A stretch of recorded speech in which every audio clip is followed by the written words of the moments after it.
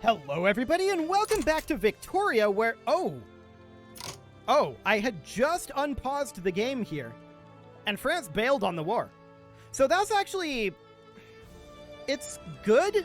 It's not, I think, game-changing. It's good for us. It means that we're going to push through Mexico a lot easier with France bailing on that war. So that's a good thing. So now we know that they can choose to leave the war. So they had basically nothing to gain from this war, right? I was a little surprised that they joined it to begin with. We are already in debt. So we're going to have to end this war fairly quickly. It was going to be a little bit of, not really a challenge, I don't think. I think we would have won it if France had stayed in the war. It's just we're on a clock, right? That's the main thing. We are on a clock. So we're going to tick on forward here. And that does make things a little bit simpler. I wonder if they had decided to do that before the end of the last episode. If only I'd ticked forward a little further, huh? France stopped damaging relations with us, too. So they must be interested, potentially, in reconciliation. They're still wary and amicable. Is there anything we can do here? Not really right now. Okay. Well, I was surprised that they joined to defend Mexico to begin with. They had nothing to gain here and only things to lose. So we should be able to push our way through here much more easily now, in theory. If we'd stop taking these absolutely terrible battles. Okay, this one isn't so bad. Cool. This battle's pretty terrible. Pretty terrible indeed. So Mexico wins that battle. And we'll try to find ourselves another one. Looks like this front just closed, and now there's only this front remaining. Okay, so all of our troops are piled into one front here. And we're still taking a 3-9. Come on, guys. That's ridiculous. Can we not take a 3-9, please? Thank you. So, with there only being one front, that means we're only ever going to have one battle going on at a time, right? At this point, I would like to release our conscripts. We should probably consider sending some of these guys back. They're taking 20 attrition for advancing the front.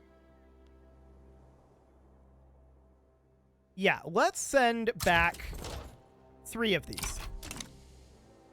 This way we don't take anywhere near as much attrition. Okay, triage was just unlocked as well, which is a very good deal. We definitely are happy about that. Let's go into our buildings and bump this down. We are going to need to import opium, for sure. There's no doubt about that. So let's go ahead and do that. We'll do an import route for opium from the British market. That'll do. Cool. So we just have our single army fighting here, right? And that's to reduce attrition. These guys will take part in defensive battles. But once again, this is a bad battle for us.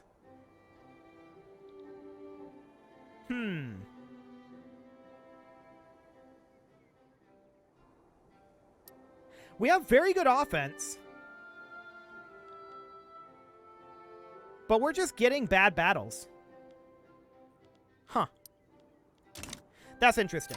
We need to tackle our financial situation, though. We need to bump our taxes up. Let's go ahead and grab a consumption tax on wine. Let's turn down our government wages to help offset some of that. Now, we are constructing right now, and I think that's fine. We should probably move these arms industries and munitions plants up, because that's very expensive right now, for sure. And we have these unproductive trade routes that we should probably consider. Actually, they're no longer unproductive. Okay, they're no longer unproductive. Let's see. We are dropping in our bureaucracy as well. So we should build a government administration somewhere. We'll build it in New York as a top priority. We don't want to have too much tax waste coming in. So that'll do for now. 3-7. Why? Why are we taking these battles? Like... We have 139 units on offense here. Versus 30. Why are we sending them out like this? I guess we're just getting outmaneuvered? I don't know. These are some terrible battles to be taking. Absolutely abysmal. 3-6. Why? Why are we doing this? Elton Appleton, are you just bad at your job? What are you doing? What traits does this guy have? He's a hedonist. He's a bandit. He's an explorer. And an expert offense planner. Well, I'm going to disagree with him being an expert offense planner because he keeps taking these absolutely abysmal battles. I don't understand. What are you doing, buddy? We've got an 87% advantage. We outnumber them 3-1. I mean, we could maybe send, like, Robert Lee out over here. The traditional number is 3-1 for a successful offense, right? But this is not 3-1. Like, we're outnumbered 3-1 here. Why? Why are we doing this? Can we not? I would like it if we would not. So now we've got Robert Lee out here, right? He's now advancing here too.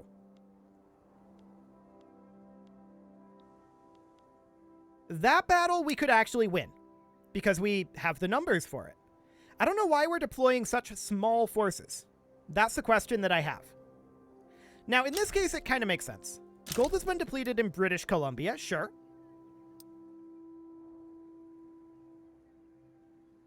And we easily win this fight, right? That's to be expected when we actually bring the numbers to bear.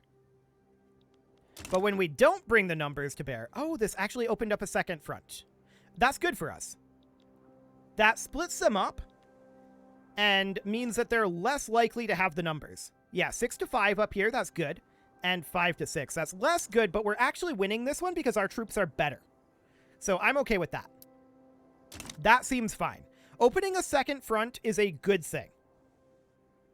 But we don't need all of these generals in position. So it's okay for now. We lost our admiral. There's also some dangerous equipment. We can't afford 50% manufacturing industry throughput. It's unfortunate, but we can't. Our population is going to be dropping a bit anyway. So it is what it is. Okay, what is this battle here? 6-9. Do we actually win that? Our troops are better. So actually, yes, we do. We do win that one. So that's good. This one over here, 2-2, that we should win. We just need to stop being outnumbered 3-1. That's what we need. So currently, war support cannot be reduced below 0 because they hold their capital, and the following war goals are not being occupied: Nevada, California, and Sonora. So we'll definitely work our way through that. This gold field was depleted, which is sad, but it is what it is. We're outnumbered 3-1 here. Why? Why are we taking these? We gotta stop that. The ones where we're even, we win easily. But it seems to be reasonably fine now. I think we've got this under control. And to be clear, even when France was here, this is basically how it was playing out, right? So France leaving this war doesn't appear to have changed it much. I wonder if France just wasn't contributing all that much, although I think that they did have a lot of... It doesn't say anymore, but I think that they did have a lot of the percentage of dead. I think literally all they were doing is making the battles bigger. But it was the same, like, ratios. Once again, we're outnumbered 3-1 here. Why are we doing this? Just walk in force. I wish I had more control over this. I mean, we did manage to eliminate one of their units there, but we still lose. So Mexico's at 15+17. War support for Guatemala and El Salvador is low. We just entered default, though. And that means that things are going to get worse for us.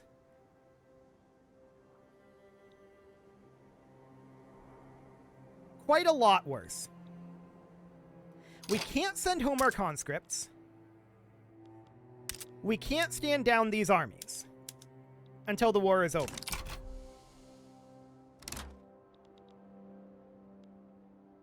That throughput reduction is going to hurt us a lot. So ultimately, this just comes down to we keep taking these abysmal battles over and over and over again. We should have been far, far further than this. Far, far further than this by the time we hit default.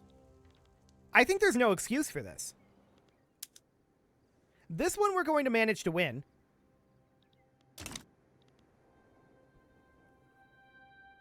But we're taking these battles in a terrible, terrible way. We're going to come over here and continue to advance this front.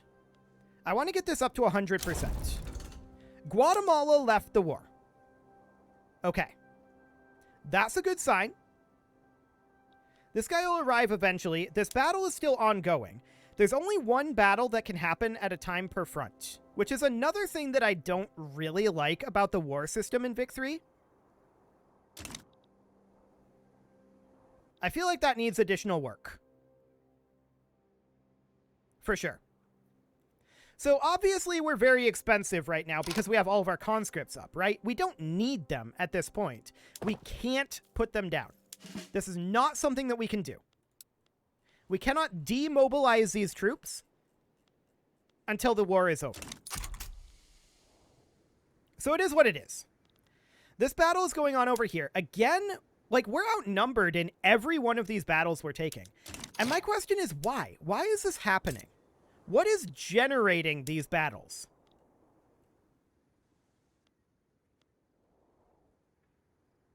It's very strange to me.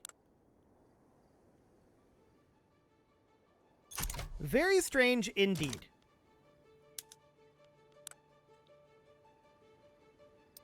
I don't understand. Now, of course, at this point, our offense and defense is dropping, right? Because we're in default.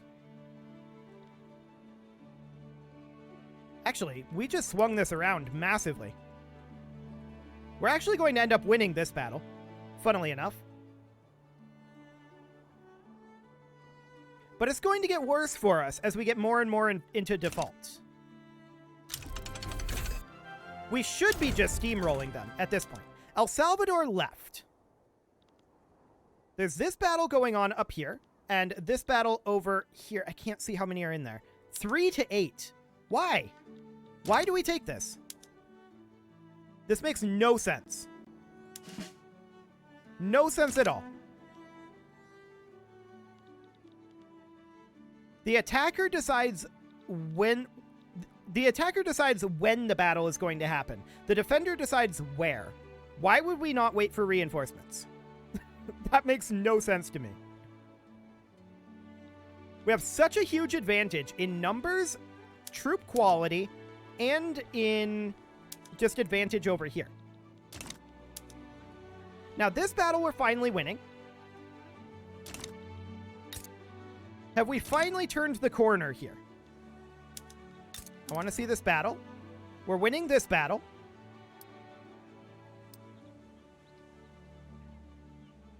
Okay. So now there's this battle going on over here, which we've won. We now have a third front. That's a good sign. More fronts are good for us. These battles are starting to become massive victories for us. This over here, again, we're outnumbered, but it doesn't actually matter. This front, we don't have anyone at right now. There are no generals present on either side. So I'm going to send Caleb Peabody over there.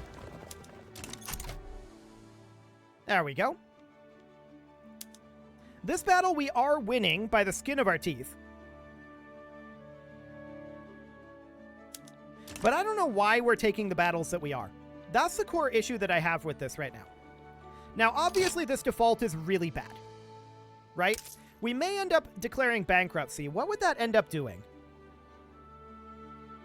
All projects in our construction queue would be canceled. I don't care about that. Buildings will have their entire cash reserves wiped out. There will be a lot more radicalism. Honestly, that doesn't seem too bad. That might be an interesting option. We'll see what we need after this war is over. But we need to push in a lot faster than we are. The Whigs just won. And this is currently an unacceptable government because we need to put these guys in. So that puts us up to a legitimate government. I like it. We could do propertied women here or universal suffrage.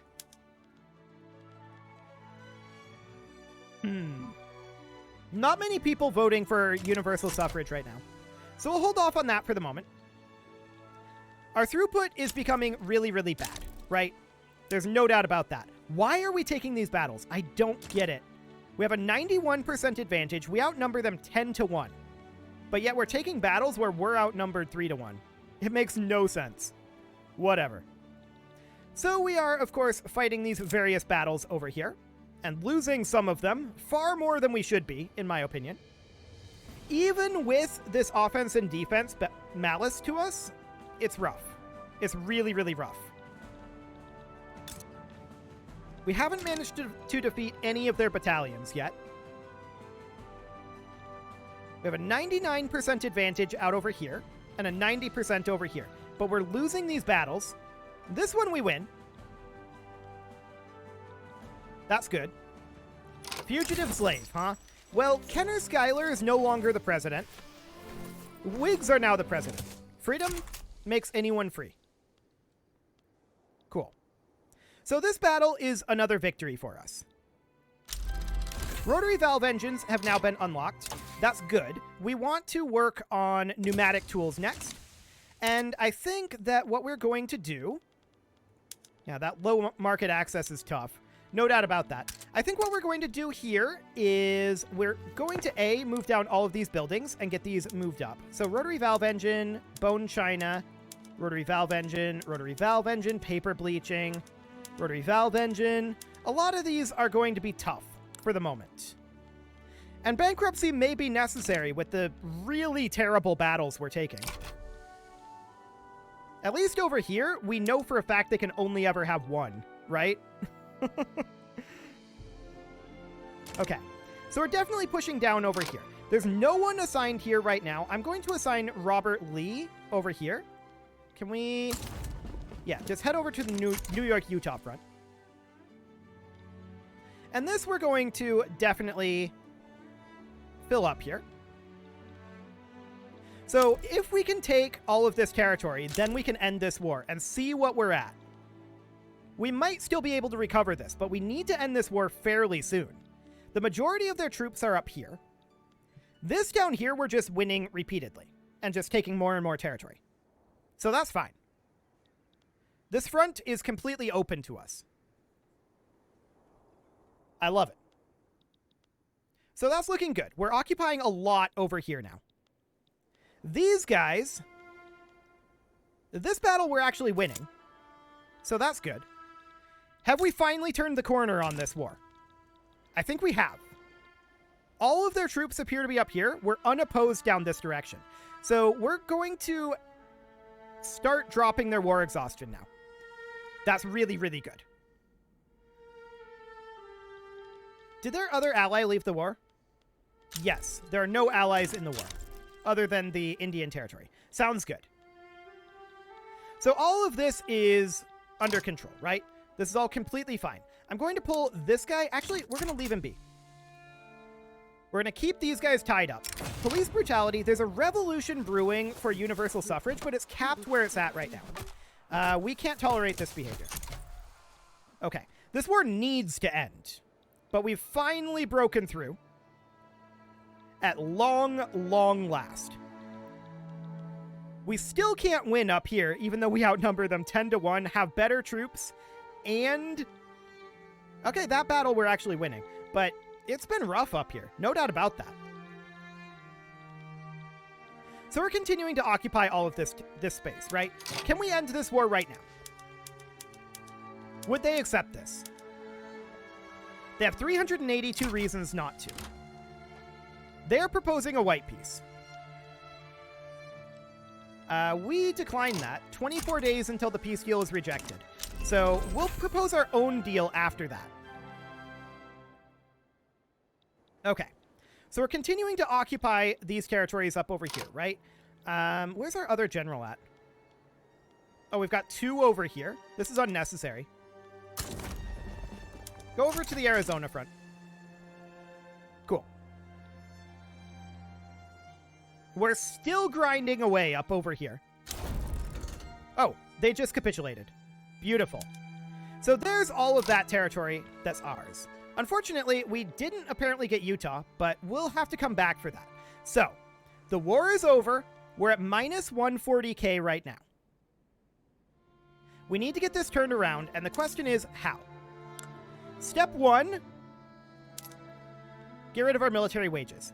Can we do this without declaring bankruptcy?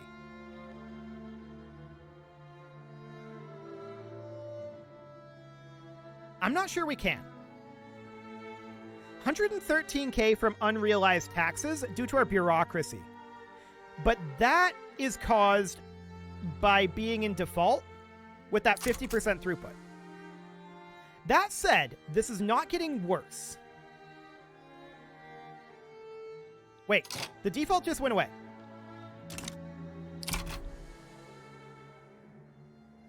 Surely it's going to come back here. Okay, it did come back, but it reset. That's a pretty big deal, actually. So what can we do here? Well, universal suffrage, there's now a lot of radicalism behind. So that we can do. That'll hopefully drop some of this turmoil. I do want to check in on our institutions here. Law enforcement can move up. There we go. We're negative in our bureaucracy right now. We've got a bureaucratic shortfall. That's to be expected for the moment. So 39.4k is our current negative amount. Government wages at 62.4 is a big part of that. We can't drop our wages any further. We're at maximum taxation. 125k subsidies. So we need to unsubsidize.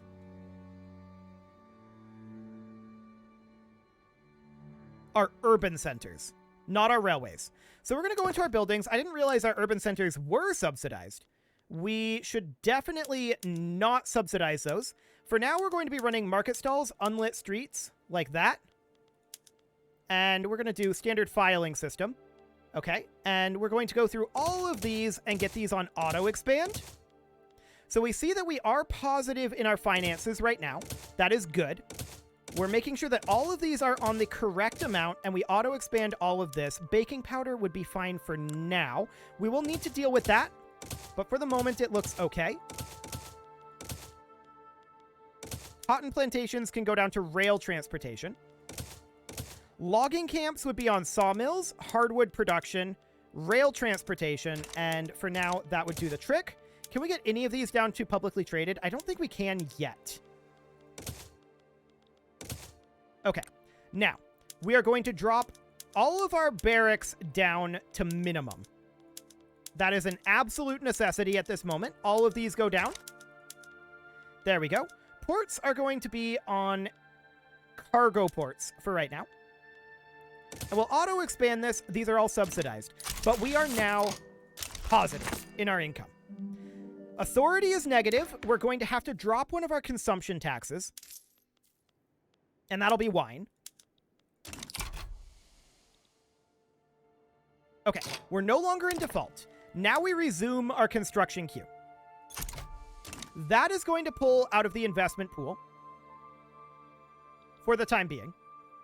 And we are colonizing out over here. That seems fine. We're going to have to fight Mexico again, but we're not shocked about that.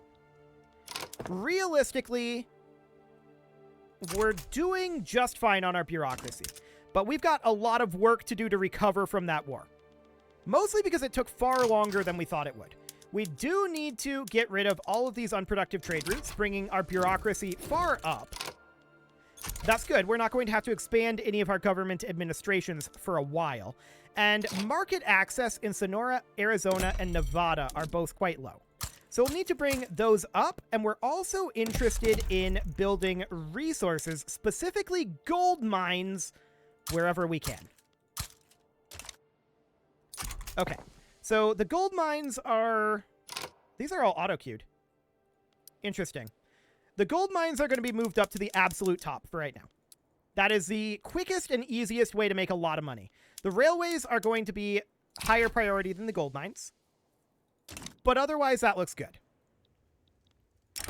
Filing cabinets. Okay. 5% bureaucracy or 3k progress. We don't need more bureaucracy, so it looks good.